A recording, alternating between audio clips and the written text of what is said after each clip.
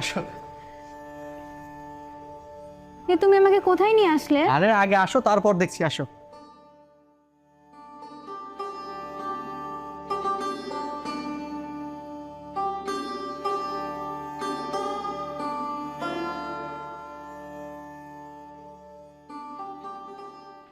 আসসালামু আলাইকুম বাবা। ওয়ালাইকুম বাবা আসসালাম। আমি এই আমার বাবা, সালাম করো। তোমার বাবা মানে? হ্যাঁ মা, আমি বদমাস্টার বাবা। আসসালামু আলাইকুম। ওয়ালাইকুম আসসালাম। তুমি চিন্তা করো না মা, তোমার বাবা রাজীব চৌধুরী আমার বন্ধু, ওনাকে আমি আসতে বলেছি। কিন্তু বাবা। তুমি ভয় পেও না মা, রিফাত আমাকে ফোন করে সব বলেছে। যাও ভিতরে গিয়ে চেঞ্জ করে নাও। রিফাত, বাবা ওর ঘরটা দেখে দে। ঠিক আছে বাবা, চলো। তাহলে আসতে কোনো অসুবিধা হয়নি তো? না, তেমন কোনো অসুবিধা হয়নি।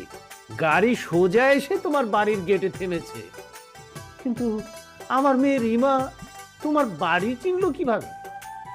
তোমার মেয়েকে আমার ছেলে রাস্তা থেকে নিয়ে এসেছে।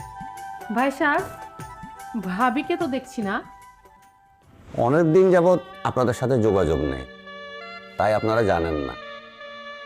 আমার ওয়াইফ মানে আপনার ভাবি গত বছর আমাদের ছেড়ে চলে গেছে। ও, তাহলে তো ভাই সাহেব আপনার সংসার দেখাশোনা করার খুব কষ্ট হচ্ছে। রিমা মা, এদিকে এসো তো, তোমার বাবা মা এসেছেন।